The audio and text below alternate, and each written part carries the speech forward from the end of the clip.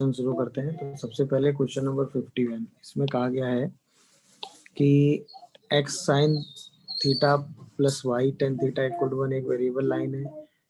आपको point of concurrency of this line बतानी है। अगर sine two theta 3/2 sine theta और कॉस थीटा एपी में है, तो अगर ये एपी में है तो इसका मतलब ये हुआ, अगर हमसे कहा गया कि sine two theta and 3/2 sine theta and cos theta in AP है, इसका मतलब हुआ 2b equal to a plus C हो जाएगा। मतलब 3 sine theta is equal to sine two theta plus cos theta हो जाएगा। कॉस थीटा से अगर हम डिवाइड कर दें तो 3 tan theta is equal to 2 sine theta plus 1 हो जाएगा। यानी कि हम इस इक्वेशन को अगर लिखें तो लिख सकते हैं 2 sine theta minus 3 tan theta या is equal to plus 1 is equal to 0 हो जाएगा। अब जो लाइन आपको दी हुई है वो लाइन है x sine theta plus y tan theta is equal to 1। और अगर हम इस लाइन को देखें तो ये लाइन है हमारी कितनी, 2 minus 2 sine theta plus 3 tan theta equal to 1। दोनों लाइनें क्या है, कॉन्साइड है, तो यहाँ से हम कहेंगे x by minus 2 equal to y by 3 equal to 1, यानी x equal to minus 2 and y equal to 3। तो जो पॉइंट जिससे लाइन पास कर रही है वो पॉइंट है आपका -2, 3।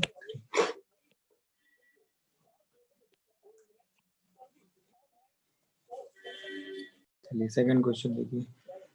कह रहा है कि 2 members of family of this line and this line makes an equilateral triangle. Okay, तो इस फैमिली ऑफ लाइन के 2 मेंबर पिक किए गए हैं, ठीक है, और एक दो मतलब 2 लाइनें इस फैमिली ऑफ मेंबर से ली गई हैं और एक ये वाली लाइन ली गई। तो इस फैमिली ऑफ मेंबर से अगर हम कोई भी लाइन लेंगे तो ऑब्वियसली हम ये कहेंगे कि भाई ये 2 लाइनें हैं सपोज, दोनों लाइनों का जो पॉइंट ऑफ इंटरसेक्शन है वो वही होगा जो इसका और इसका पॉइंट ऑफ इंटरसेक्शन होगा। सबसे पहले तो यही सॉल्व कर लो। तो 3x minus 6y equal to 9 और 4x minus 2y equal to 6। तो जैसे इसका पॉइंट ऑफ इंटरसेक्शन निकालेंगे तो x इक्वल टू 1 और y इक्वल टू आ जाएगा -1। तो ये वाला पॉइंट आ गया 1, -1। अच्छा, तीसरी लाइन हो गई ये, है ना, तीसरी लाइन हो गई ये वाली, इसे हम कह सकते हैं क्या, एक्स। तीसरी लाइन हो गई ये, इस लाइन को हम नाम दे सकते हैं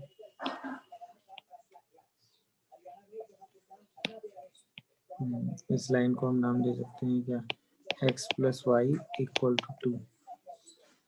और ये तीनों जो हैं ए बी सी एक इक्विलेटरल ट्रायंगल बना रहे हैं, मतलब तीनों साइड लेंथ सेम है, ठीक है। तो हमें इसका इन सेंटर कैलकुलेट करना है। तो यहाँ से जब आप एल्टीट्यूड ड्रॉप करेंगे ये इसी में ये इन सेंटर आई होगा जो इसको 2:1 के रेशियो में डिवाइड करेगा सपोज ये। तो डी पॉइंट जो है वो क्या होगा, हो जाएगा फुट ऑफ परपेंडिकुलर, इक्विलेटरल है ना, तो यही लाइन एल्टीट्यूड भी हो जाएगी। कहाँ से, फ्रॉम ए 1, -1 से 2 x प्लस वाई -2 इक्वल टू 0। तो मान लेते हैं डी पॉइंट जो है वो अल्फा कॉमा बीटा है। तो alpha -1/1 beta plus 1/1 is equal to -1 -1 -2/2। तो यहाँ से जो अल्फा आएगा, अल्फा -1 1 1 2, वो आ जाएगा equal to 1 and beta plus 1 equal to 1। तो अल्फा की वैल्यू आ जाएगी 2, बीटा की वैल्यू आ जाएगी 0। सही है। तो जो डी पॉइंट है वो 2, 0 आ जाएगा। तो जो आई पॉइंट है इन सेंटर वो 2:1 के रेशियो में आएगा। तो इसी जो आई पॉइंट 2:1 के रेशियो में है, तो इसको हम लिख सकते हैं 4 + 1/3 -1 + 0/3। तो वही इन सेंटर वाला पॉइंट हो जाएगा 5/3 -1। समझ गए, क्योंकि ये इक्विलेटरल ट्रायंगल था इक्विलैटरल ट्रायंगल के लिए ऑब्वियसली ये जो एल्टीट्यूड होगा वही एंगल बाइसेक्टर होगा, वही सेंट्रॉइड होगा, तो ये सारे पॉइंट एक दूसरे को कोइंसाइड कर जाएंगे। ये भी 2:1 के रेशियो में डिवाइड करेगा, बस वही पॉइंट आपको। चलिए नेक्स्ट देखते हैं, दैट इज 53। 53 में कहा गया है कि एक लाइन है जो कि 1,2 से पास करती है और इन दोनों लाइनों को ए और बी पे कट करती है रिस्पेक्टिवली, और आपको 4/P और 2/PB का सम 0 दिया हुआ है, तो आपको उस लाइन की इक्वेशन निकालनी है। ओके, तो सपोज दो लाइनें आपकी ये और ये दे रखी है जो कि पैरेलल नहीं है, तो ये वाली लाइन पहली हो गई, that is 3x minus 2y plus 5 equal to 0, और ये वाली लाइन हो गई x plus 2y minus 7 equal to 0। इसको एक लाइन है जो कि दो पॉइंट ए और बी पे कट करती है और लाइन पी पॉइंट के पास करती है, दैट इज 1,2। मान लेते हैं ये लेंथ R1 है और मान लेते हैं ये वाली लेंथ R2 है।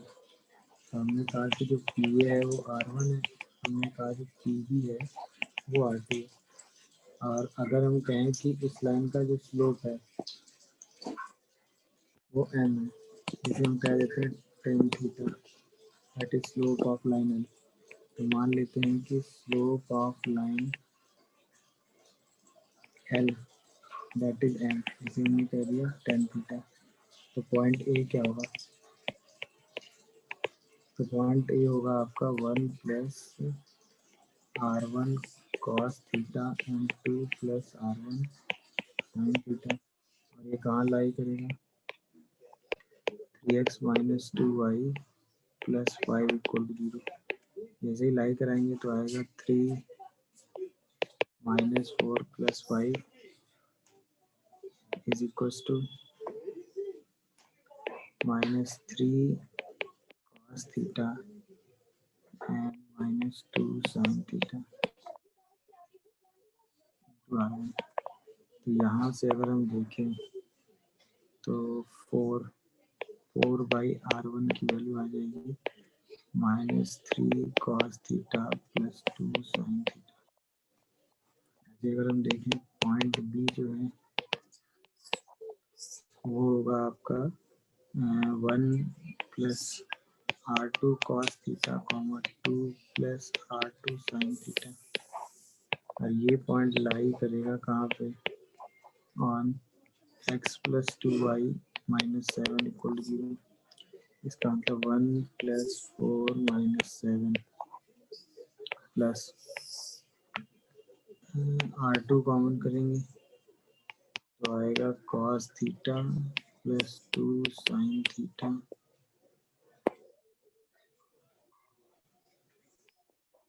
Is equal to 0। तो यहाँ से अगर हम देखेंगे तो ये बचेगा 2, तो 2/R2 जो है वो निकल के आ जाएगा आपका cos theta plus 2 sin theta.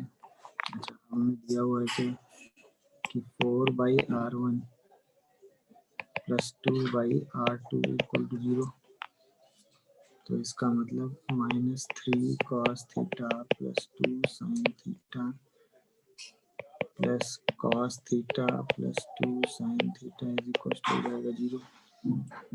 यहाँ से अगर हम देखेंगे तो -2 cos theta is equal to -4 sin theta, जो tan थीटा की वैल्यू आएगी वही हाफ, सही है। इसका मतलब जो लाइन का स्लोप आया वो हाफ आ गया, तो इक्वेशन ऑफ लाइन L क्या हो जाएगी, y minus 2 equal to x minus 1। यहीं से अगर सॉल्व करेंगे तो 2y minus 4 equal to x minus 1, तो x minus 2y plus 3 equal to 0 is the answer. Answer आएगा x minus 2y plus 3 equal to 0, that is. तो हमने सबसे क्या पैरामीट्रिक पॉइंट निकाला, यहाँ से R1 डिस्टेंस पे पॉइंट निकाला, यहाँ से R2 डिस्टेंस पे एक पॉइंट निकाला, दोनों पॉइंट को रिक्वायर्ड लाइन पे लाइन करा के 4/R1 और 2/R2 की वैल्यू निकाली। 4/R1 और 2/R2 का सब 0 दिया, तो वहाँ से tan थीटा निकाल लिया। वही tan थीटा हमारे लिए क्या हो गया, स्लोप। लाइन में पॉइंट पता है, स्लोप पता है, लाइन की इक्वेशन होती है। फोर्थ क्वेश्चन में आपसे कहा गया है कि px जो है वो पॉलिनोमियल है 3 डिग्री की, लोकल मिनिमा दिया हुआ है और मैक्सिमा दिया हुआ है। तो ऑब्वियसली मिनिमा और मैक्सिमा दिया, इक्वेशन 3 डिग्री की है, तो ये जो x इक्वल टू 0 और x इक्वल टू 1 होंगे वो f डैश x के रूट होंगे, हम कह सकते हैं कि जो पी डैश एक्स इक्वेशन है वो ए इंटू एक्स माइनस वन के बराबर है। सही है ना, यानी कि ये बराबर है a into x square minus x के। अगर हम इसी को इंटीग्रेट कर दें तो पी एक्स फंक्शन किसके बराबर होगा, a into x cube by 3 minus x square by 2 और प्लस सम कांस्टेंट बी के बराबर है। अच्छा, अब हमें दिया हुआ है कि पी ऑफ जीरो जो है वो 8 है कि नहीं, और पी ऑफ वन की वैल्यू 4 दे रखी है, और P dash x equal to 0 having roots 0 and 1 दे रखे थे। तो उसके हिसाब से हमने एनालिसिस कर लिया। अब अगर पी ऑफ 0 8 है, तो मतलब पी की वैल्यू तो सर्टेनली 8 हो गई। और अगर पी ऑफ वन की वैल्यू कितनी दे रखी है 4, तो इसका मतलब हुआ a 1/3 minus 1/2 plus 8 is equal to 4 हो गया। यहाँ से सॉल्व करोगे तो माइनस a/6 ये वैल्यू निकल के आ जाएगी आपकी -4, तो a की वैल्यू आ जाएगी 24 के बराबर। सही है, तो जो पी एक्स फंक्शन है वो आ जाएगा 24 x cube by 3 minus x square by 2 और प्लस 8। इसका मतलब जो पी एक्स फंक्शन आ जाएगा वो आ जाएगा 8x cube minus 12x square plus 8। आपको पी ऑफ 2 निकालना है, तो 864 माइनस 4 48 प्लस 8, यहाँ से आंसर आ जाएगा 24। पी ऑफ 2 की वैल्यू कितनी आ गई 24। ऑब्वियसली चूंकि 3 डिग्री की पॉलीनॉमियल थी तो पी डैश एक्स के 2 रूट होंगे और वो रूट 0 और 1 होंगे, तो वही पी डैश एक्स को हमने थ्योरी ऑफ इक्वेशन से लिख लिया, उसी को इंटीग्रेट करके पी एक्स निकाल लिया। जो कि पी जीरो और पी वन की वैल्यू दी थी, वहाँ से ए और बी की वैल्यू निकाल के पी एक्स फंक्शन निकाल लिया। एक बार पी एक्स फंक्शन आ गया तो पी ऑफ 2 की वैल्यू आराम से निकाल सकते हैं। चलिए अब आते हैं क्वेश्चन नंबर 5 पे। क्वेश्चन नंबर 5 में आपसे ये कहा गया है कि एक लाइन आपको दे रखी है। चलिए अब आते हैं क्वेश्चन नंबर 5। एक लाइन आपको दे रखी है, ठीक है, और वो लाइन एक सर्कल को टच करती है एट पॉइंट 2,5 पे, और सेंटर ऑफ द सर्कल इस लाइन पे लाई करता है। तो आपको सर्कल की रेडियस निकालनी है, ठीक है।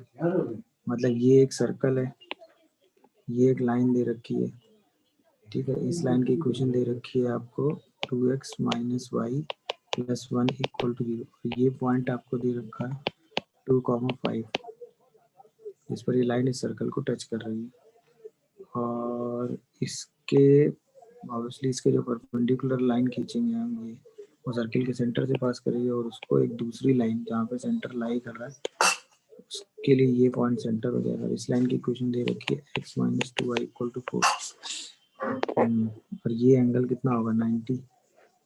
सही है, तो सबसे पहले अगर हम कहें कि इस लाइन का जो स्लोप होगा वो स्लोप होगा 2, तो इसके परपेंडिकुलर लाइन का स्लोप कितना हो जाएगा, ये स्लोप आपका हो जाएगा -1/2। तो इस लाइन की इक्वेशन क्या हो जाएगी, L1 लाइन की equation y minus 5 upon x minus 2 equal to -1/2।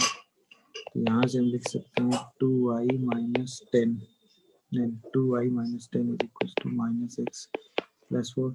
तो ये आ जाएगा x plus 2y equal to 14। अब यहाँ से हम कहें फॉर सेंटर C, अगर हम कहें तो इसका मतलब x minus 2y equal to 4 और x plus 2y equal to 14 को हमें सॉल्व करना है, सही ना। तो जैसे ही हम दोनों इक्वेशन को क्या करेंगे, ऐड कर देंगे, तो 2x इज इक्वल टू 18 आ जाएगा, तो x की वैल्यू शायद आ जाएगी 9।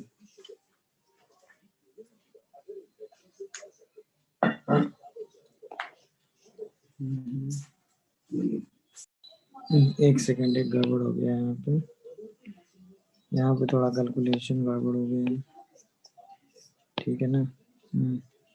अगर आप देखोगे तो 2x minus y is equal to ये शायद आता है -x प्लस 2,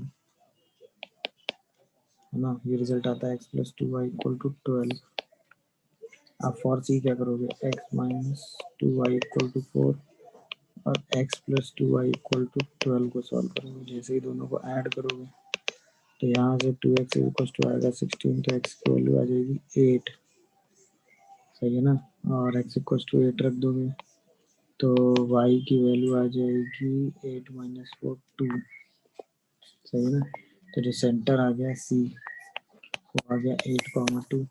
अब हमें रेडियस निकालनी है तो रेडियस क्या आ गई 8 माइनस 2 का होल स्क्वायर प्लस 2 माइनस 5 का होल स्क्वायर अंदर 36 plus 9 root 45 root 45 3 root 5 is the radius. सही है ना। तो हमने कहा भाई ये लाइन इस सर्कल को टच करती है तो इसके परपेंडिकुलर लाइन की इक्वेशन निकाल ली, उसको इस लाइन के साथ सॉल्व कर लिया क्योंकि सेंटर भी इसी लाइन पे लाई कर रहा है।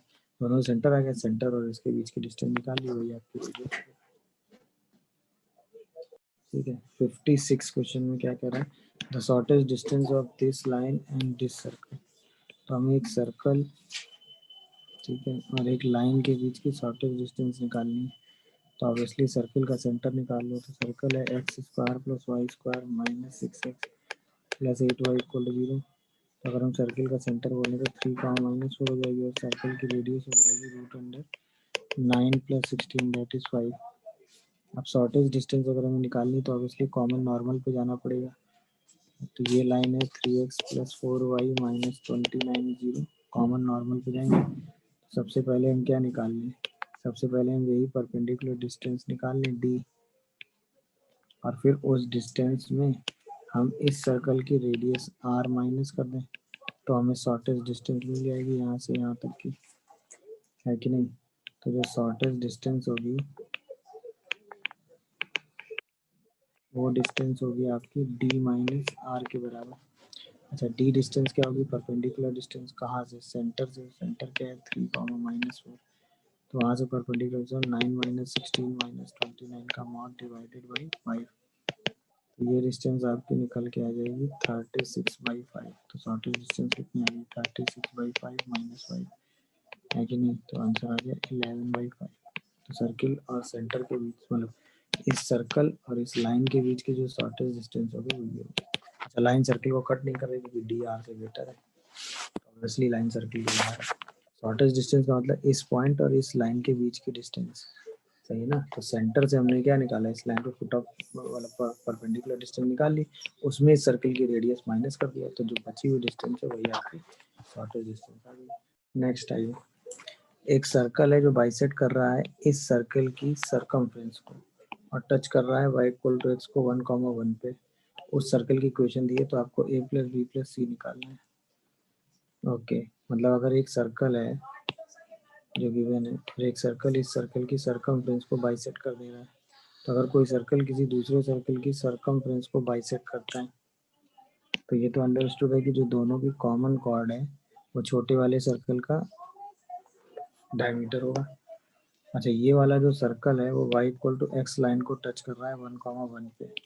ये लाइन हो गई आपकी x minus y equal to 0 और इसको ये टच कर रहा है 1,1 पे। तो अगर हम सर्किल माने तो सर्कल की इक्वेशन होगी x माइनस 1 का whole square plus y minus 1 का whole square plus lambda times of x minus y equal to 0। मतलब इस लाइन को इस पॉइंट पे टच करने वाला सर्कल जो है वो यही होगा। अच्छा, अगर इस सर्कल को सॉल्व करके लिखें तो आएगा x square plus y square plus x lambda minus 2 और plus y minus 2 minus lambda और प्लस 2 इक्वल टू 0। ठीक है, ये सर्कल मान लेते हैं S1 आ गया। अच्छा, S2 सर्कल आपको दे रखा है that is x square plus y square plus 2y minus 3 equal to 0। तो जो कॉमन कॉर्ड होगी वो होगी आपकी S1 minus S2 equal to 0। तो इसका मतलब lambda minus 2 into x plus y के साथ करोगे माइनस तो माइनस 4 माइनस लैम्डा और 2 माइनस 3 प्लस 5 इक्वल टू 0। अच्छा, इस सर्कल का जो सेंटर होगा 2x square plus y square x square y square 2x y, इसका सेंटर आपका हो जाएगा 0 कॉमा माइनस 1। तो जो कॉमन कॉर्ड है उस पर 0 कॉमा माइनस 1 क्या करेगा, लाई करेगा। जैसे ही लाई कराएंगे तो यहाँ से क्या आ जाएगा, -1 लाई कराएंगे तो 4 प्लस लैम्डा प्लस 5 की वैल्यू 0 आ जाएगी, यानी लैम्डा की वैल्यू कितनी निकल के आएगी -9। अभी लैम्डा रख देंगे तो सर्कल जो है वो हमारा क्या आ जाएगा x square plus y square minus 11x और -9 रखेंगे तो प्लस, यानी कि प्लस का 7y और +2 = 0। सही है, तो a की वैल्यू 11 आएगी, b की वैल्यू 7 आएगी और c की वैल्यू 2 आएगी। a + b + c हमारा कितना हो जाएगा 20। चलिए नेक्स्ट आते हैं हम लोग 58 पे।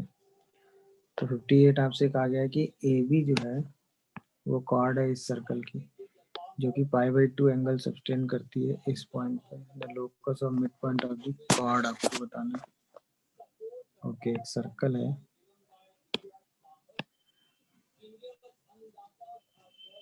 सही ना। उस सर्कल की जो कॉर्ड है वो है ए बी,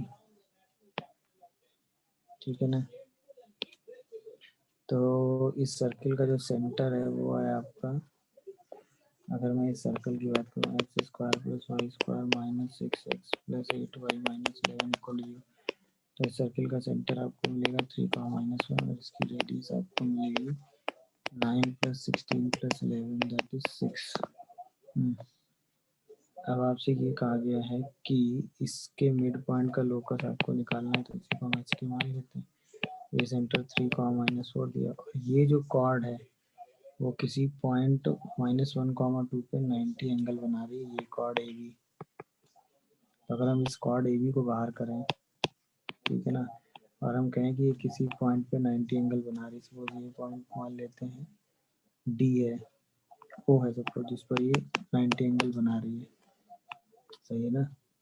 तो अगर मैं यहाँ से बात करूँ तो ऑब्वियसली अगर इस पर ही 90 एंगल बना रही तो इसको सेंटर मान लेते हैं, है कि नहीं। ये इसी कॉर्ड के, सॉरी ये दूसरा सर्कल हो गया, इस कॉर्ड के मिड पॉइंट को हम पी एच के कहते हैं, है ना। तो अगर मैं आपसे कहूँ कि जो इसकी रेडियस अगर मैं आर कह दूँ तो ये भी आर होगा, तो इसका मतलब जो ए पी लेंथ होगी वो आर होगी। आर मतलब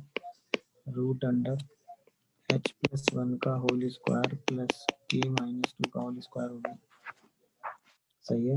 अब अगर हम इस वाले ट्रायंगल को ज्वाइन करें ये, तो ये रेडियस होगी 6, ये ए पी लेंथ हो गई और ये लेंथ हो गई, तो यहाँ पे हम कह सकते हैं कि A P square plus B C square = 36 होगा, सही है ना। और इसी को अगर हम देखें, ए पी स्क्वायर मतलब h+1 का होल स्क्वायर, k-2 का whole square, P C square मतलब h-3 का होल स्क्वायर, k+4 का होल स्क्वायर = 36 होगा।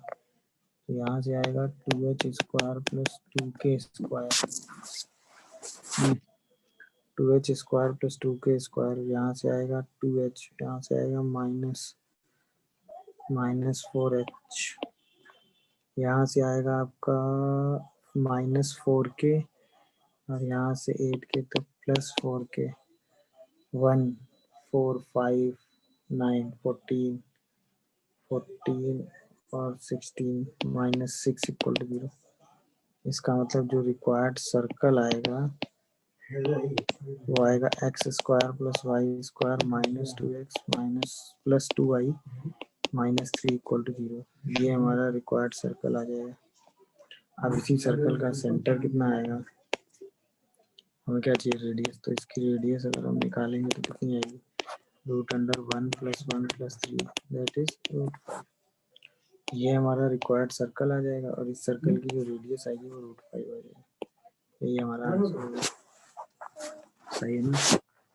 यही हमारा आंसर हो गया। हमने इसमें क्या किया, हमने इसमें क्या कि भाई एक सर्कल था जिसकी कॉर्ड ए बी आपको दे रखी थी, ये कॉर्ड जो है वो किसी पॉइंट पर 90 एंगल बना रही है, तो हमने उस पॉइंट पर 90 एंगल बना रही है, तो यहाँ पर भी इन 3 पॉइंट से सर्कल पास करेगा, जिसके लिए भी उसका डायमीटर होगा। ऑब्वियसली इस डायमीटर में जो डायमीटर होगा तो ये भी रेडियस होगी और ये भी रेडियस होगी, तो ये लेंथ आर होगी, ये लेंथ आर होगी, तो जो आर लेंथ होगी वो इन दोनों के बीच की लेंथ के बराबर होगी। यही लेंथ आर यहाँ यूज हो जाएगी, तो A P square plus P C square अगर हम करेंगे, क्योंकि ये भी हमारे लिए क्या होगा, राइट एंगल ट्रायंगल होगा।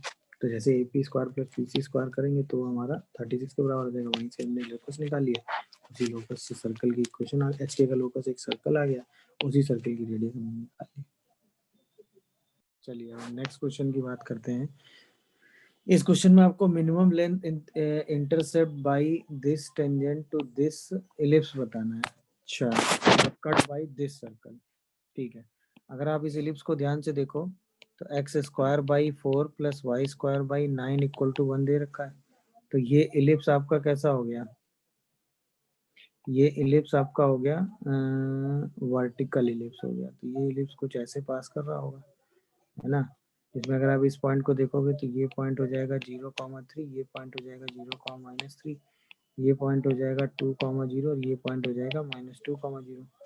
अच्छा, जो सर्कल है वो x square plus y square equal to 25 दिया है, तो 5 रेडियस को रेडियस मान के आपने एक सर्कल खींचा होगा, ऐसा एक सर्कल होगा, सही है ना। अब आपसे ये कहा गया है कि इस सर्कल की कोई भी टेंजेंट खींची गई है, सॉरी इलिप्स की कोई भी टेंजेंट खींची गई है जो कि इस सर्कल को 2 पॉइंट पे कट करते हैं मिनिमम लेंथ। तो ऑब्वियसली बाय ज्योमेट्री हम सीधे सीधे कह सकते हैं कि यही वो टेंजेंट होगी, है ना। तो फॉर, क्योंकि बाकी कोई भी टेंजेंट होगी तो उसकी लेंथ इससे बड़ी होगी, है ना। तो फॉर मिनिमम लेंथ टेंजेंट अगर हम देखें तो उस टेंजेंट की इक्वेशन हम क्या लिखेंगे, that is y equal to 3 या फिर y इक्वल टू -3। अब y इक्वल टू 3 जो टेंजेंट आप ले रहे हो तो y इक्वल टू 3 टेंजेंट ले लो और सर्कल ले लो x square plus y square equal to 25, दोनों को सॉल्व कर लो। तो एक्स स्क्वायर इक्वल टू 16 यानी एक्स की वैल्यू +-4 आ जाएगी।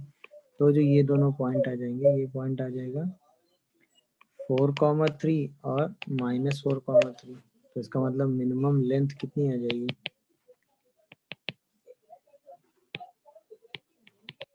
That is 8। समझ गए कि नहीं। मतलब इस सर्कल पे ऐसी बहुत सारी टेंजेंट खींचेंगे तो बाय ज्योमेट्री हमको साफ साफ दिख रहा है ना कि यही वो टेंजेंट होगी जो सबसे मिनिमम लेंथ की होगी। ऑब्वियसली मिनिमम लेंथ की टेंजेंट होगी वो क्या होगी, ये वाली टेंजेंट हो जाएगी।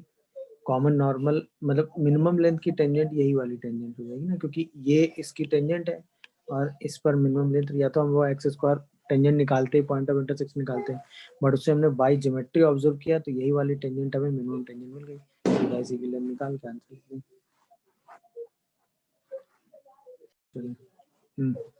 अगले क्वेश्चन में आपसे कहा गया है कि ये एक इलिप्स है, एफ एक्स जो है वो एक डिक्रीजिंग फंक्शन है, तो वैल्यू आपको ये बताना है मेजर एक्सिस एक्स एक्सिस पे है। अच्छा, अगर मेजर एक्सिस उसकी एक्स एक्सिस पे है तो यानी कि जो इलिप्स होगा वो आपका हॉरिजॉन्टल इलिप्स होगा, सही है। और अगर हॉरिजॉन्टल इलिप्स होगा तो जो ए होगा वो हमेशा ए स्क्वायर जो होगा वो हमेशा बी स्क्वायर से बड़ा होगा। इसका मतलब एफ ऑफ के स्क्वायर प्लस 4k माइनस 26 जो होगा वो हमेशा ग्रेटर होगा एफ ऑफ 2k प्लस 9 से। अच्छा, चूंकि f जो है वो कैसा फंक्शन है, डिक्रीजिंग फंक्शन है, तो इसका मतलब के स्क्वायर प्लस 4k माइनस 26 जो लेस हो जाएगा किससे, 2k प्लस 9 से। तो के स्क्वायर माइनस 2k और -35 लेस देन 0 हो जाएगा। तो इसका मतलब के प्लस सॉरी के -7, ये के स्क्वायर प्लस 2, तो के प्लस 7 के -5 लेस देन 0 हो जाएगा। के की वैल्यू कहाँ से कहाँ लाई करेगी, -7 से 5 के बीच, सही है। नेक्स्ट आइए, a normal of this hyperbola equal intercept on x axis and y axis. तो ये जैसे इन्फॉर्मेशन हमने पढ़ी ना, equal intercept on x axis and y axis, तुरंत हमें मिल गया कि जो स्लोप ऑफ नॉर्मल होगा वो हमेशा कितना होगा, -1, सही है ना। अच्छा, अगर मैं आपसे ये कहूँ कि नॉर्मल एट थीटा, ठीक है, for x square by 4 minus y square by 3 equal to 1 लिखो, तो उस नॉर्मल की इक्वेशन आप क्या लिखेंगे, 2x cos थीटा, है ना, और plus √3y cot theta is equal to A square plus B square. इसका आप स्लोप निकालेंगे तो स्लोप आपको निकल के आएगा -2 cos theta by √3 cot theta. ये स्लोप आपको -1 दिया हुआ है, तो इसका मतलब यहाँ से साइन थीटा की वैल्यू निकालेंगे तो √3/2 आ जाएगी। अगर साइन थीटा √3/2 आ गया तो इसका मतलब आप कॉस थीटा को क्या लिख देंगे, 1/2, और कॉट थीटा को क्या लिखेंगे, 1/√3। तो यहाँ से जो नॉर्मल आएगा वो बेसिकली क्या निकल के आ जाएगा, x plus y equal to 7। अब यही जो नॉर्मल है यानी कि x plus y equal to 7 है, यही टेंजेंट है for x square by 13 plus y square by b square equal to 1। सही है ना। अच्छा, अगर मैं आपसे लिखूं m slope tangent for ellipse लिखूं तो क्या लिखूंगा, y equal to m x plus minus root under a square m square plus B square. और यही आपको दिया हुआ है y equal to m x y equal to minus x plus 7, तो इसका मतलब m की वैल्यू आपको -1 दी हुई है और 13 m square plus B square आपको 49 दिया हुआ है। तो जैसे m की वैल्यू -1 यहाँ से रखेंगे तो बी स्क्वायर की वैल्यू कितनी आ जाएगी, 36। सही है ना। अब बी स्क्वायर 36 आ गया है ना। तो इलिप्स क्या आ गया आपके लिए, जो इलिप्स है वो आपके लिए आ गया x square by 36 plus y square by 13 equal to 1। इसके लिए लेंथ ऑफ लेटेस्ट रेक्टम क्या हो जाएगा, 2b स्क्वायर बाई 13 बाई, क्योंकि ये वर्टिकल इलिप्स हो जाएगा ना, तो 2b स्क्वायर, इसके लिए क्या हो जाएगा 2b स्क्वायर बाई ए, तो वहां से आंसर आ गया 13/3। सही ना। तो इसका सही आंसर जो है ना वो डी नहीं, बी नहीं, क्या होगा, डी होगा। ये करेक्शन कर लीजिए, ठीक है। चलिए नेक्स्ट में आते हैं। नेक्स्ट क्वेश्चन में आपसे कह रहा है कि रेडियस जो है, नेक्स्ट क्वेश्चन आपसे क्या कह रहा है कि radius of a right circular cylinder increases at the rate, अच्छा इंक्रीजेज, इसका मतलब D r by d T जो है वो है 0.1 और हाइट डिक्रीजेज है, इसका मतलब जो D h by d T है वो है -0.2। The rate of change of volume of the cylinder, तो जो वॉल्यूम है वो होता है पाई आर स्क्वायर एच, तो जो d v by d t होगा वो होगा पाई, अच्छा आर और एच दोनों चेंज हो रहे हैं तो r square into d h by d t होगा और plus h into 2r d r by d t होगा। वो भी आपको तब बताना है d v by d t जब आर की वैल्यू 2 है, एच की वैल्यू 3 है, d r by d t कितना है 0.1 और d h by d t कितना है 0.2। सब्स्टिट्यूट कर दो तो d v by d T की वैल्यू कितनी आएगी, पाई आर स्क्वायर 4 इंटू 0.2 और माइनस यानी D h by d T minus में दिया हुआ है and plus 2r4 into H 3, सही ना, और into d h by d T 0.1, तो ये सारा आ जाता है आपका 0.45, 4 का मतलब 4 पाई बाई 10, 2 पाई बाई 5। सही ना, क्योंकि ये जो रेट ऑफ चेंज दिया हुआ था ना, हाइट का रेट ऑफ चेंज डिक्रीजेस दिया हुआ था, तो यहाँ पर हम इसको क्या लेके चलेंगे, माइनस में लेके चलेंगे। और ये रेट ऑफ चेंज कैसा दिया हुआ है, इंक्रीजेस दिया हुआ है, तो हम इसको कैसे लेके चलेंगे, पॉजिटिव लेके चलेंगे। बस ये फर्क है, ठीक है ना। बस वही सारी वैल्यू रख के रेट ऑफ चेंज निकालेंगे। डन। नेक्स्ट आइए क्वेश्चन नंबर 63 की बात कह रहा है कि tangent are drawn to this curve from the origin. Okay, मतलब इस कर्व पे ओरिजिन से टेंजेंट आपने डाली, सपोज ये एक कर्व है, ठीक है ना, इस पर आपने ओरिजिन से टेंजेंट खींच रखी है, कोई भी मतलब y equal to cos x एक कर्व है, इस पर एक पॉइंट ले लो, पॉइंट ऑन कर लोगे तो मान लो अल्फा कॉमा कॉस अल्फा आ गया, सही है ना। और इस पे हमने टेंजेंट खींची है कहाँ से, ओरिजिन से, तो ये सपोज कर्व हो गया y equal to cos x, ये हो गया ओरिजिन, इस पर हमने टेंजेंट खींची तो इस पॉइंट को हम कहते हैं अल्फा कॉमा कॉस अल्फा। तो अगर हम यहाँ पे स्लोप निकालेंगे तो d y by d x जो आएगा वो आएगा माइनस साइन एक्स, तो स्लोप ऑफ टेंजेंट कितना हो जाएगा,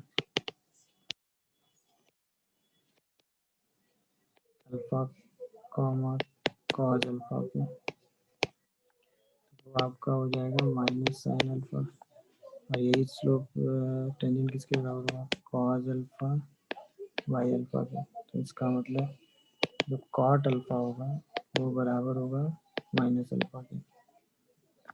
अब जो है ये पॉइंट है यानी अल्फा कॉमा कॉस अल्फा है, ये लाई कर रहा है किस पे, on the curve alpha square minus cos square alpha is equal to a alpha square cos square alpha.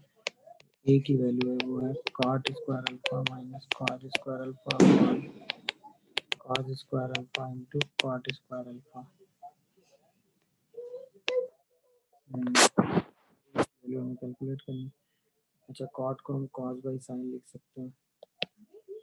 जैसे हम इसको कॉस बाई साइन करेंगे तो एक कॉस स्क्वायर अल्फा का हमें यहाँ बचेगा 1 minus sine square alpha by sine square alpha upon cos square alpha into cot square alpha. तो कॉट स्क्वायर से कॉट स्क्वायर, कॉस स्क्वायर से कॉस स्क्वायर, 1 तो यहाँ से आंसर आएगा ए इक्वल टू 1। ठीक है, तो ऑब्वियसली हमने क्या किया, यहाँ पर अल्फा कामा कॉस अल्फा एक पॉइंट बना, उस पर टेंजेंट का स्लोप लिख दिया, डेरिवेटिव निकाल के उस स्लोप को इस लाइन के स्लोप के बराबर कर दिया, तो वहां से cot alpha equal to alpha आ गया। अब चूंकि एक पॉइंट ऑफ कांटेक्ट जो है वो लाई कर रहा है इस वाले कर्व पे, उसको इस वाले कर्व पे लाई करा दिया, जैसे इस वाले कर्व पे लाई करा के सिंपलीफाई किया, ए की वैल्यू बना दी। ठीक है, नेक्स्ट आइए 64 पे, the difference between the greatest and least value of this function where x and y connected to this relation. अच्छा, एक्स एंड वाई इस कर्व पे लाई कर रहा है। अच्छा, ये कर्व है x square by 4 y square equal to 1 is equal to y square 1 equal to 1। ये एक इलिप्स है, तो अगर इस इलिप्स पर हम पॉइंट लें तो एक्स को हम ले सकते हैं 2 cos थीटा और वाई को हम ले सकते हैं sin थीटा। इसका मतलब अगर हम ये फंक्शन थीटा के टर्म में लिखें तो ये आ जाएगा 4 cos square theta plus sin square theta और साथ में बन जाएगा sin 2 थीटा। तो इसको हम लिख सकते हैं 2 1 प्लस cos थीटा और इसको हम लिख सकते हैं 1 माइनस cos 2 थीटा बाई 2 और ये बन गया आपका sin 2 थीटा। तो बन गया 5/2 और 2 cos 2 थीटा और माइनस प्लस का 3/2 cos 2 थीटा और माइनस का आ जाएगा आपका कितना sin 2 थीटा। ये एफ ऑफ थीटा आ गया। तो max value of F theta कितनी आएगी, वो आ जाएगी 5/2 प्लस रूट अंडर 9/4 प्लस 1 और min value of f of theta कितनी आ जाएगी, that is 5/2 minus root under 9/4 plus 1। इसकी निकाल लेंगे ना, a cos theta plus b sine theta, that is root under a square plus B square, plus में maximum value आ जाएगी और माइनस में मिनिमम वैल्यू आ जाएगी। सही है, दोनों का डिफरेंस निकालो। सही है ना, तो डिफरेंस जो है वो जैसे मैक्स वैल्यू से लीस्ट वैल्यू को माइनस करोगे तो डिफरेंस आ जाएगा 2 times of root under 9 plus 4/4 that is root 13। समझ रहे हो कि नहीं, थोड़ा सिंपल सा था भाई। एक्स और वाई जो है वो इस कर्व से रिलेटेड थे, इस कर्व के पैरामीट्रिक पॉइंट यहाँ हमने रख दिए और सिंप्लीफाई करके एक्स और वाई हमने निकाल लिया, वहां से सीधा हमने आंसर लिख दिया। इसी है। चलिए 65 में देखते हैं, x equal to 1 minus half 1 और माइनस 1 का नेचर क्या है। ओके, अगर मैक्सिमम मिनिमम में नेचर निकालना होगा तो पहले डिफरेंशिएट करना होगा। चलिए एफ डैश एक्स निकालते हैं, तो 2x plus 1 into x square minus 1 की power 20 plus x square plus x plus 1 into 20 x square minus 1 की पावर 19 इंटू 2x।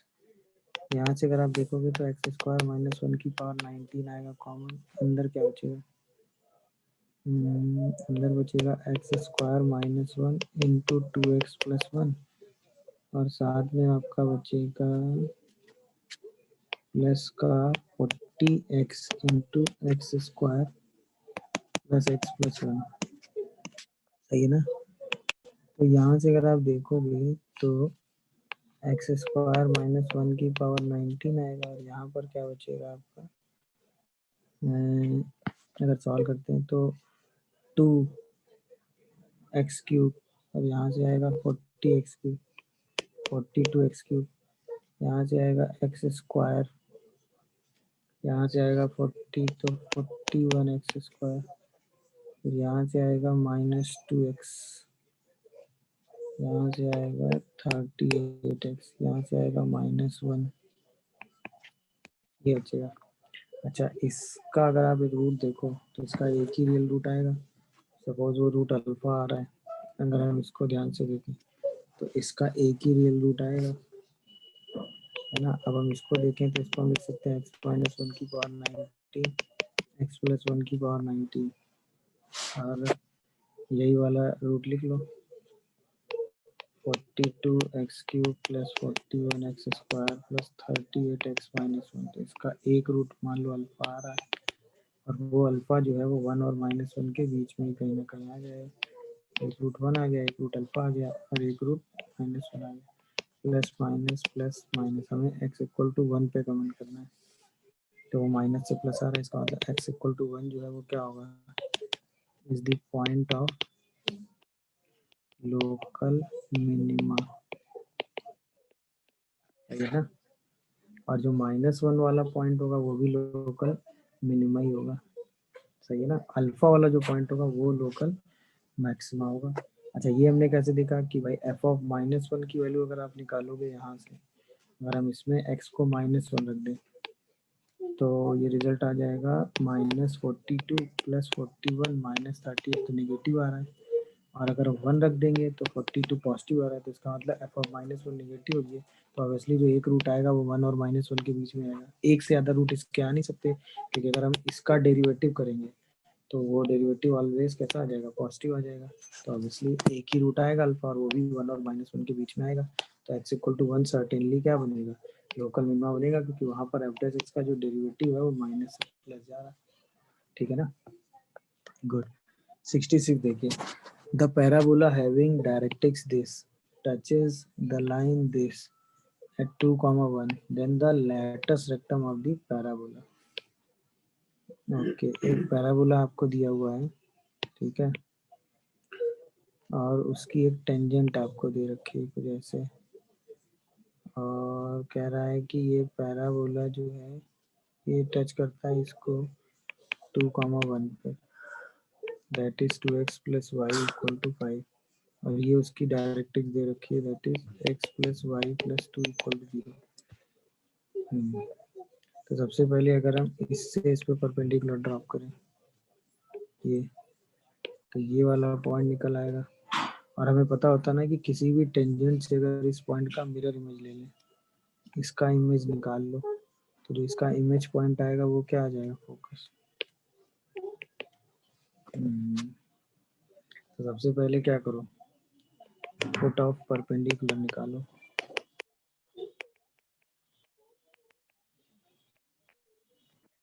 ये कहाँ से, 2, 1 से। सबसे पहले निकालो फुट ऑफ परपेंडिकुलर, वो भी कहाँ से, 2, 1 से। कहाँ पे, on x plus Y plus 2 equal to 0। तो मान लेते हैं alpha -2/1 beta -1/1 is equal to -2 plus 1 plus 2/2। तो अल्फा -2 इक्वल टू -5/2। तो अल्फा की वैल्यू कितनी आएगी, माइनस ऑफ, और बीटा -1 इक्वल टू -5/2। तो बीटा की वैल्यू कितनी आएगी, -3/2। तो ये पॉइंट आया। इसके बाद क्या होगा कि फिर निकालो image of -12, -3/2 from tangent 2x plus y equal to 5 इस फोकस, ठीक है ना। तो अब हम फोकस को भी कह देते हैं, तुम्हारा क्या है, x1, y1 है, तो इसका मतलब x1 plus half by 2 equal to y1 plus 3/2/1 is equal to -2 times of -1 -3/2 -5 divided by 5, सही ना। तो यहाँ पे जब हम सॉल्व करेंगे तो -2 -3 -5 -5 -10, 2 से 2 कैंसिल, 10 तो 2 आ जाएगा।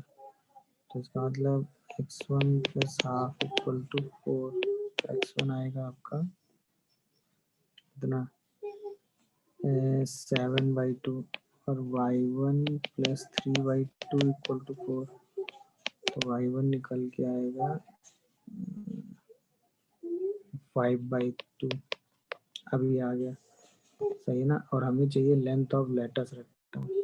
अब हमें क्या मिल गया, फोकस मिल गया, दैट इज 7/2 5/2। हमें एक डायरेक्ट्रिक्स पता ही है, सही ना, ये हमें डायरेक्ट्रिक्स पता है, that is x plus Y plus 2 equal to 0।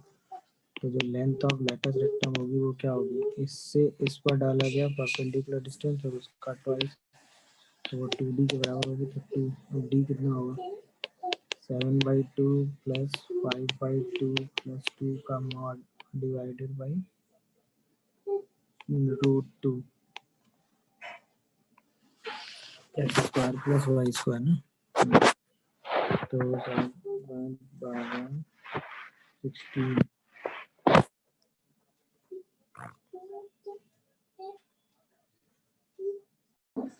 जो है यहाँ कैलकुलेशन गड़बड़ हो जा रहा है इस जगह।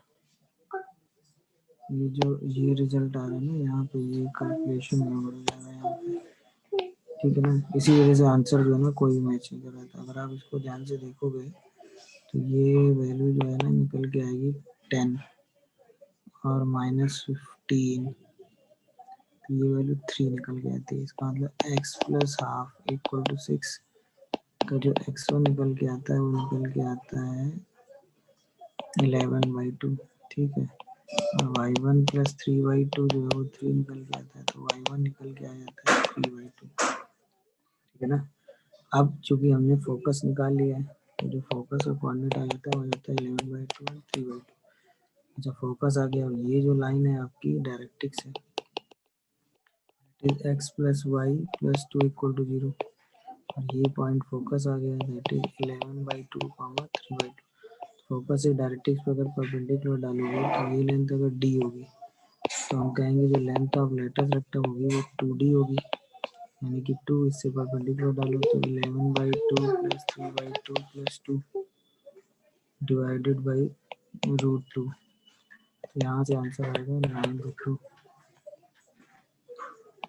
ये आपका आंसर है, ठीक है ना। यहाँ पे थोड़ी सी कैलकुलेशन गड़बड़ हो रही थी, तो ये 3 आएगा। आप सिंप्लीफाई करोगे तो 9√2 आ जाएगा। तो हमने क्या देखा, यहाँ पर हमने एक प्रॉपर्टी देखी। पहली प्रॉपर्टी तो ये देखी कि यहाँ से अगर हम कोई फोटो परपेंडिकुलर डालते हैं, पॉइंट ऑफ कॉन्टेक्ट से फोटो परपेंडिकुलर डालते हैं कहाँ पे, डायरेक्ट्रिक्स पे, ठीक है ना। तो इसका जो मिरर इमेज होता है, ठीक है, वो फोकस होता है। या इसी को ऐसे समझ लो कि फोकस का किसी भी टेंजेंट से जो मिरर इमेज होता है वो हमेशा डायरेक्ट्रिक्स पे लाई करता है, और वो वही पॉइंट होता है जो उस पॉइंट ऑफ कांटेक्ट से डायरेक्ट्रिक्स पे डाला गया फोटो ऑफ परपेंडिकुलर, यानी कि डायरेक्ट, यानी कि पॉइंट ऑफ कांटेक्ट से अगर डायरेक्ट्रिक्स पे फोटो ऑफ परपेंडिकुलर डालें और फोकस का किसी टेंजेंट से मिरर इमेज लें तो वो दोनों पॉइंट सेम जगह कोइंसाइड करते हैं। ये इंपॉर्टेंट रिजल्ट है, ध्यान रखिएगा। इसी का यूज करके हमने ये रिजल्ट निकाला है, ठीक है। चलिए नेक्स्ट देखते हैं, slope of the tangent of this curve. अच्छा ये कर्व हमें पैरामीटर के फॉर्म में दिया और इस पॉइंट पे निकालो। सबसे पहले पैरामीटर टी निकाल लो। जब x2 होगा तो इसका मतलब T square plus 3t minus 8 की वैल्यू 2 होगी, तो T square plus 3t minus 10 जो होगा वो 0 होगा। तो t की वैल्यू यहाँ से कितनी आ जाएगी 5 और 2, तो -5 और 2। अच्छा अगर हम y को क्या ले लें -1 ले लें तो इसका मतलब 2t square minus 2t minus 5, ये -1 होगा। इसका मतलब 2t स्क्वायर माइनस 2t और ये वैल्यू आपकी आ जाएगी -4, 0 आ जाएगा। इसका मतलब t स्क्वायर -2 0 आ जाएगा। अब अगर हम यहाँ से सिंप्लीफाई करेंगे तो t की वैल्यू फिर से देखेंगे तो 2 और 1 आ जाएगी, है ना। t -2 और t +1, 2 और -1 तो कॉमन t, इसका मतलब फॉर पॉइंट 2, -1 देखें तो t की वैल्यू 2 आ जाएगी। अब हमें कोई दिक्कत नहीं। अब हमें चाहिए स्लोप ऑफ टेंजेंट, अब हमें चाहिए स्लोप ऑफ टेंजेंट। तो स्लोप ऑफ टेंजेंट हमें चाहिए dy/dx, इसका मतलब हमें चाहिए dy/dt अपॉन dx/dt, वो भी कहाँ पे t = 2 पे। तो d y by d t निकालो तो आ जाएगा आपका 40 minus two, d x by d t निकालो तो 2t प्लस 3, इसी में t को क्या रख दो 2, स्लोप ऑफ टेंजेंट 6/7 आ जाता है। सही ना। सबसे पहले हमने क्या किया, x को 2 और y को 1 रखे, वो पैरामीटर t निकाल लिया, तो कॉमन पैरामीटर t आ गया, t इक्वल टू 2। हम t को 2 रखेंगे तो x 2 और y -1 अचीव कर लेगा फॉर दिस का, और इसी पे हमने डेरिवेटिव करके स्लोप निकाल दिया। ओके, चलिए नेक्स्ट आइए। नेक्स्ट करें इफेक्ट कर्व है, और आपको ऑब्वियसली इस कर्व में आपको बताना है कौन सा इनकरेक्ट स्टेटमेंट है। सही है ना। अच्छा, इस कर्व के लिए अगर आप ध्यान से देखोगे तो ये कर्व के लिए इंक्रीजिंग डिक्रीजिंग है, तो एफ डैश एक्स निकालना है। तो बस सीधे सीधे आप क्या करो, एफ डैश एक्स से निकाल लो। तो जैसे आप एफ डैश एक्स लिखोगे क्या आएगा, x square minus x plus 2, x square minus x minus 2, x square minus x minus 6 and x square minus x minus 2। ये तो ऑलवेज पॉजिटिव होगा, इसका डिस्क्रिमिनेंट नेगेटिव होगा, तो ये तो ऑलवेज पॉजिटिव हो जाएगा। तो ये तो हमारे लिए वेस्ट है, बाकी सब फैक्टराइज हो जाएंगे। तो एफ डैश एक्स अगर हम फैक्टराइज करके लिखेंगे भी तो क्या लिखेंगे,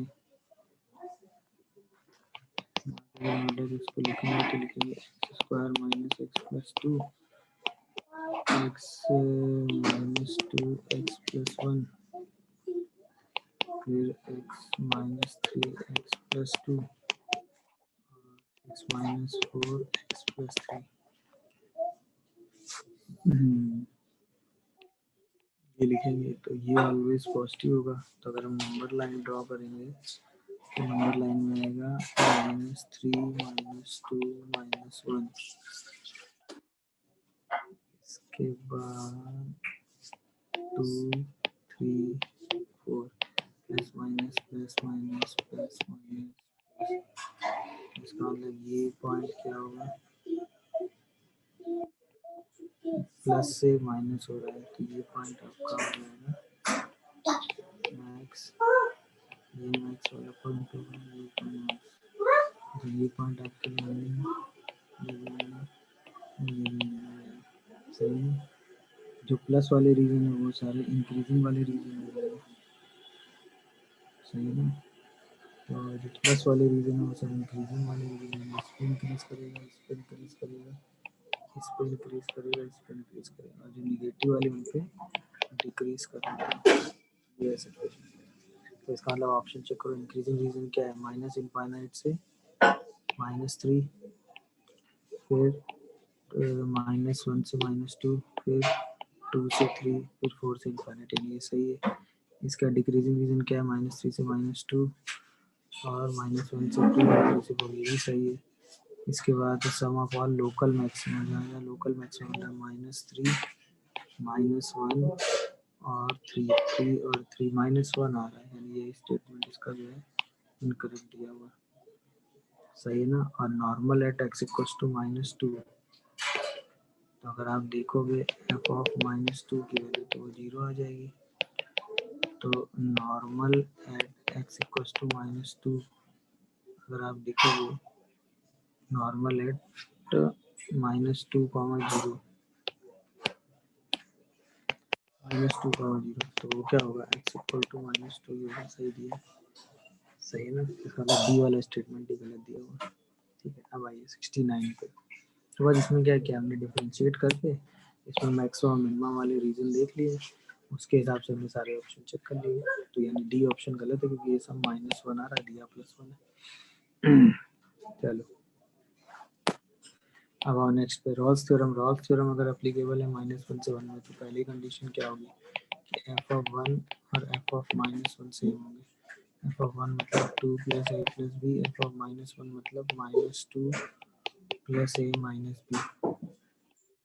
इसका मतलब यहाँ से जो है 2b = -4b की वैल्यू -2 आ जाएगी, और जो एफ डैश सी की वैल्यू होगी वो 0 होगी। इसका मतलब एफ डैश हाफ जो है वो 0 होगा। यहाँ से अगर हम एफ डैश एक्स देखेंगे तो कितना आएगा, 6x² + 2ax, तो एफ डैश हाफ निकालोगे ना तो 6/4 + a = 0, तो a की वैल्यू कितनी आ जाएगी, -3/2। और अब हमें क्या चाहिए, 2a + b चाहिए, तो इसका मतलब -3 एंड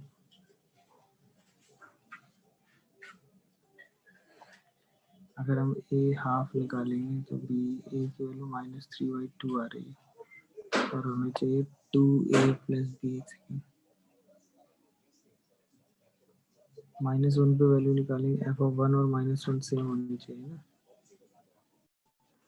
जब आप यहाँ पर f(x) निकालेंगे तो यहाँ पर एक b भी आएगा, सही ना। b की वैल्यू आप -2 भी रखेंगे यहाँ पर, तो यहाँ पर +2 आएगा, सही ना। तो a की वैल्यू जो है निकल के आएगी हाफ। तो वैल्यू करेंगे कमांड में तो ये आ जाएगा -2 + 1 आंसर इज, ठीक है ना। जब आप यहाँ डिफरेंशिएट लेंगे ना तो यहाँ पर एक b भी आएगा, तो b की वैल्यू भी यहाँ पे रखेंगे और उसको 0 करेंगे तो a की वैल्यू निकल के आएगी 1/2। a 1/2 रखेंगे तो आंसर -5। इसका आंसर हो गया -1। समझ में आया ना। रॉल्स थ्योरम के लिए सिंपल कॉन्सेप्ट लगाना होता है कि एफ ए और एफ बी को बराबर कर देना होता है। वहाँ से आप क्या करते हैं, जो भी कांस्टेंट है वो निकल आएगा। चूंकि सी पर रॉल्स थ्योरम एप्लीकेबल है तो एफ डैश सी की वैल्यू 0 होगी। गुड। अब कह रहा है कि राइट सर्कुलर कौन है जिसका वॉल्यूम पी एफ एक्स है और उसमें लार्जेस्ट आपको क्या डालना है, एक सिलेंडर रखना है इनस्क्राइब, उसका वॉल्यूम क्यू है।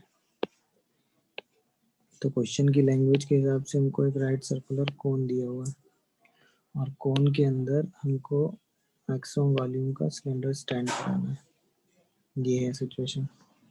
तो इसका वॉल्यूम पी है, इसका वॉल्यूम क्यू है, ठीक है। तो अगर हमें वॉल्यूम से ही चले तो राइट सर्कुलर कोन की हाइट हम मान लेते हैं कैपिटल एच है और इसकी जो वो है कैपिटल आर मान लेते हैं, एच एन कांस्टेंट है और इसकी हाइट हम मान लेते हैं स्मॉल एच है और इसकी रेडियस हम कह देते हैं स्मॉल आर है, सही ना। तो जो पी हमको दिया हुआ है वो दिया हुआ है 1/3 पाई आर स्क्वायर एच और जो क्यू है वो हमको दिया हुआ है पाई आर स्क्वायर एच। क्यू को ही हमें क्या करना है, मैक्सिमाइज करना है।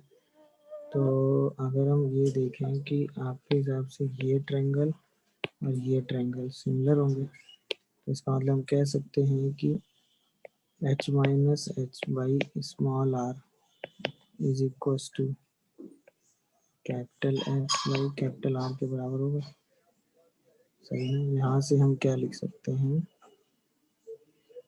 यहाँ से हम अगर देखें तो स्मॉल एच को लिख सकते हैं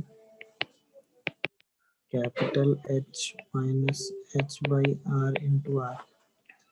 तो जो वॉल्यूम क्यू होगा वो आ जाएगा pi R square H minus H by R into R. इसी को हम क्या करेंगे, आर के डिफरेंस में डिफरेंशिएट करके 0 कर देंगे, यही रिजल्ट आपका आ जाएगा पाई एच। यहाँ से क्या आएगा 2r minus 3r square by r is equal to 0। तो यहाँ से स्मॉल आर की वैल्यू कितनी आ जाएगी, स्मॉल आर की वैल्यू आ जाएगी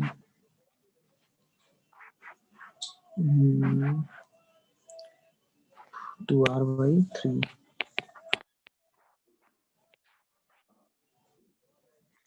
इसी पे क्या हो जाएगा, for max volume small r जो है वो 2r/3 होगा। अगर स्मॉल आर जो है 2r/3 होगा तो स्मॉल एच कितना होगा, h/3 होगा, सही ना।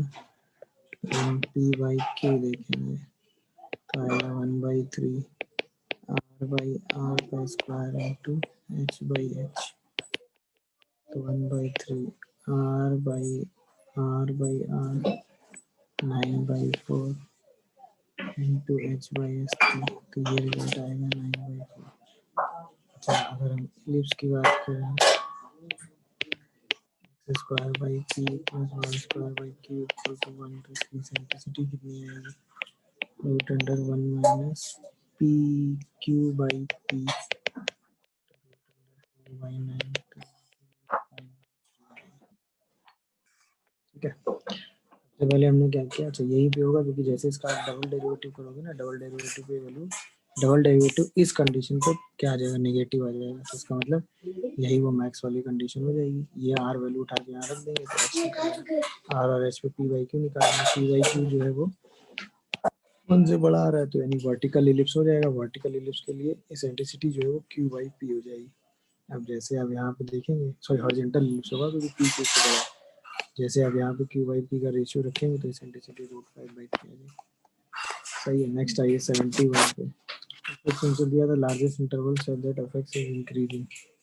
तो सबसे पहले इंक्रीजिंग करना है हमें, तो एफ बस एक्स निकाल लो। फंक्शन को तो इंक्रीजिंग करना है तो एफ बस एक्स निकालो। क्या आ रहा है, 3x² + 12x + p। और कह रहा है कि जो लार्जेस्ट इंटरवल है तो उसका मतलब एफ बस एक्स होना क्या चाहिए, 3x + 3x + 1 होना चाहिए। तो सर्टेनली p की वैल्यू कितनी होनी चाहिए, 9 होनी चाहिए। और हमें p/2 चाहिए क्योंकि यही लार्जेस्ट इंटरवल होना चाहिए ना। और इसके जो फैक्टर हैं वो -3 से -1 हो जाने चाहिए, तभी सिंप्लीफाई करेंगे। क्योंकि अगर ये फैक्टर होंगे तभी तो लार्जेस्ट इंटरवल -3 से -1 आएगा, जहाँ पर फंक्शन क्या कर रहा होगा, डिक्रीज कर रहा होगा। क्योंकि वहीं एफ से क्या होगा, नेगेटिव हो पाएगा। क्लियर हो रहा है कि नहीं। भाई हम एफ एक्स को निगेटिव सॉल्व करेंगे तो जो निगेटिव वाला इंटरवल लार्जेस्ट इंटरवल भी होना चाहिए, तभी हम कहेंगे एक्स जो है वो -3 से -1 लाई करता है और डिक्रीजिंग इंटरवल। तो इसका मतलब पी की वैल्यू सर्टेनली कितनी होनी चाहिए, 9 के बराबर होनी चाहिए। Good. Common tangent of this and this, तो दोनों के लिए एम स्लोप टेंजेंट की इक्वेशन लिखो।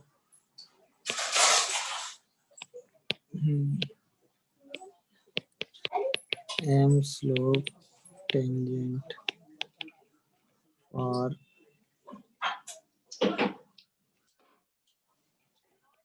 x² / 16 - y² / 9 = 1 to आएगी, y = mx ± √16m² - 9। सही है ना।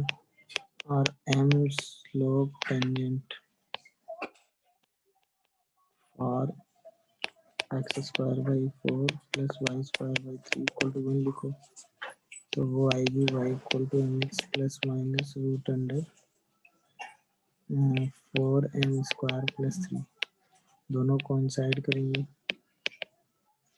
जैसे कोइंसाइड करेंगे तो 16m² - 9 जो है वो 4m² + 3 होगा।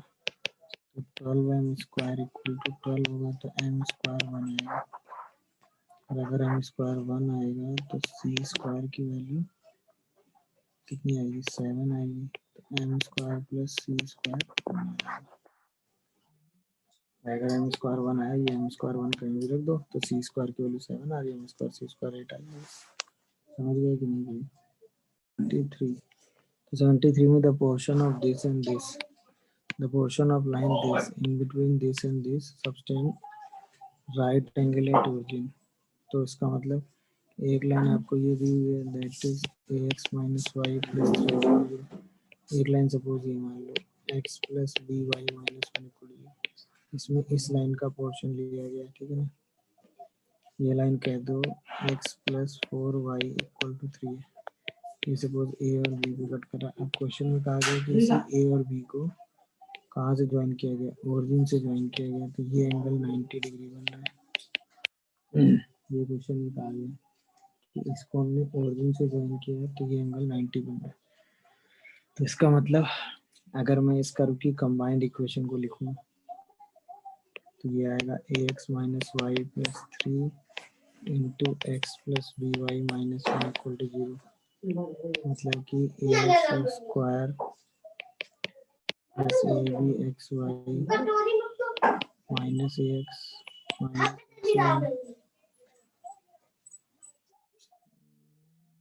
सॉरी मतलब -xy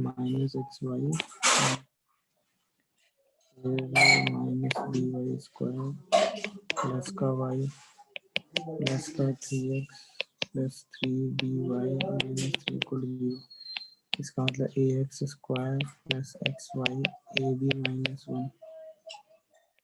- by² + x 3 - a plus y 3b plus 1 minus 3 equal 0। अब ये एक 2 डिग्री कर्व आ गया।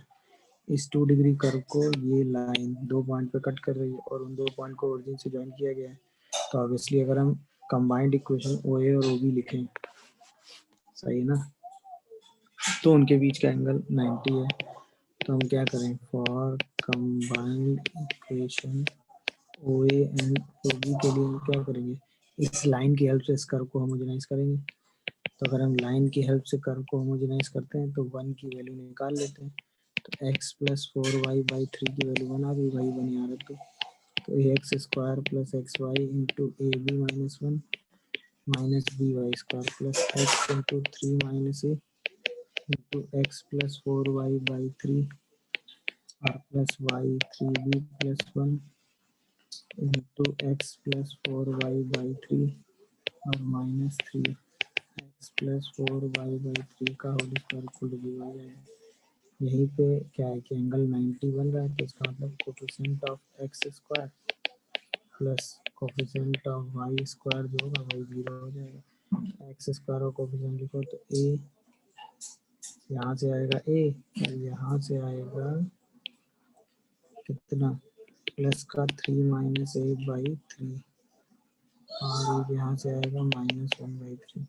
वाई स्क्वायर कोफिशिएंट यहाँ से आएगा माइनस बी, यहाँ से आएगा 3b प्लस 1 इंटू 4/3 और यहाँ से आएगा माइनस का 16/3 इक्वल 0। इसी को सॉल्व करोगे तो 2a प्लस 9b 10 आ जाएगा।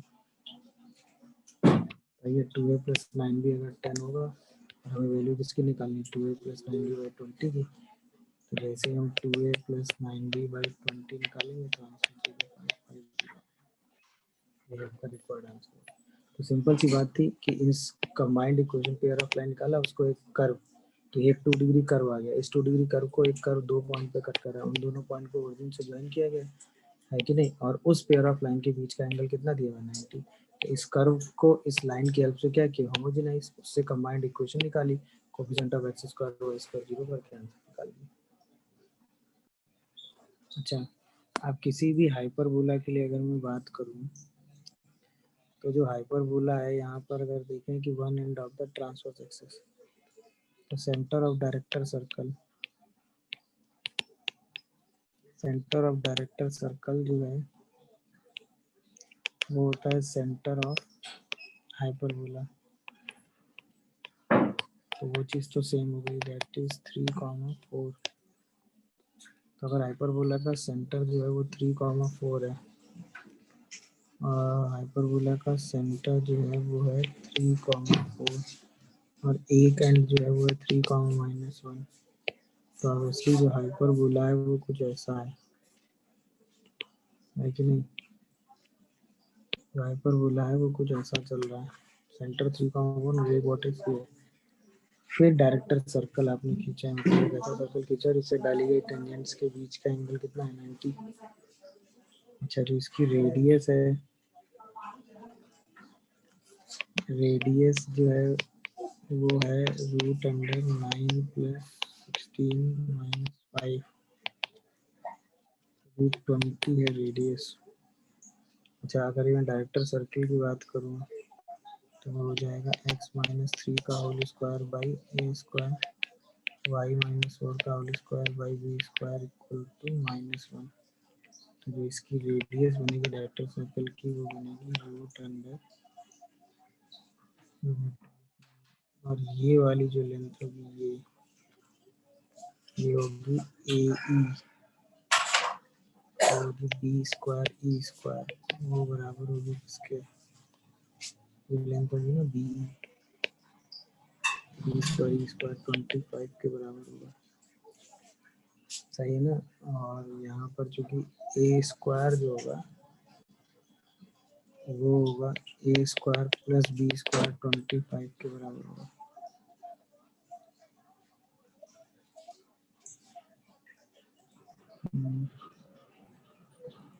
नहीं, सेंटर से एक साइड की लेंथ होगी सिर्फ बी के बराबर होगी, सेंटर से जो एक साइड की लेंथ होगी सिर्फ बी के बराबर होगी। तो यहाँ से b जो होगा b स्क्वायर वो बराबर होगा 25, सही है। और ये जो लेंथ होगी वो बराबर होगी किसके, b square minus a square, ये लेंथ होगी √20, b square minus a square होगा किसके 20 के बराबर, a स्क्वायर होगा 5 के बराबर आ जाएगा। तो इसेंट्रिसिटी होगी √1 plus b square by a square, तो वो बराबर आ जाएगी √1 प्लस 20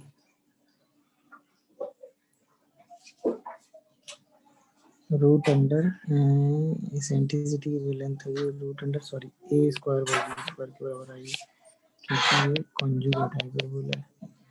तो 5/20 आएगा, यानी कि लेंथ आएगी √5/2 के बराबर, और हमें चाहिए e स्क्वायर बाई 2, तो आ जाएगा 5/4 के बराबर, 5/4 यानी 5/8 के बराबर। बी स्क्वायर की वैल्यू एक्चुअल में 25 दे रखी है, तो √1 plus a square by b square, तो 1/5 तो आएगा √6 बाई कितना, √6/5 आता है। अब हम करेंगे e स्क्वायर बाई 2 की वैल्यू, तो 6/10, तो आंसर 0.60, ठीक है ना। बस ये था।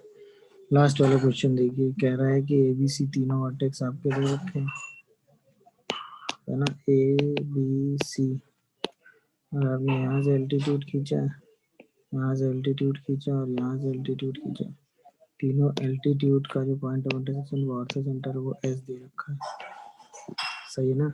अब अगर आप ट्रायंगल देखो HABAHC, तो अगर आप ट्रायंगल देखोगे AHC, तो AHC ये ट्रायंगल हुआ, इसका ऑर्थो सेंटर देखो, तो अगर AHC ट्रायंगल देखोगे, सही ना, AHC, तो A से अगर हम इस पर डालें किस पर, फटाफट तो ये हो गया, सही ना, और C से किस पे परपेंडिकुलर डालें, इस पर, तो ये हो गया, और इस पर ये हो गया, तो इसका ऑर्थो सेंटर क्या आएगा B।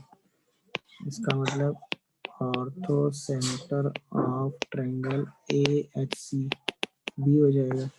सेम एज अगर हम कहें आपसे ortho centre of triangle CHB, देखो सेम एज CHB देखो, अगर इससे परपेंडिकुलर डालोगे तो यहाँ से पास करेगा, इससे इस पर परपेंडिकुलर डालोगे दोनों A पे कट कर रहा है, तो इसका ऑर्थो सेंटर क्या आ जाएगा, और हमें AB लेन निकालनी है, AB लेन क्या आ जाएगा 9 + 16 दैट इज 5।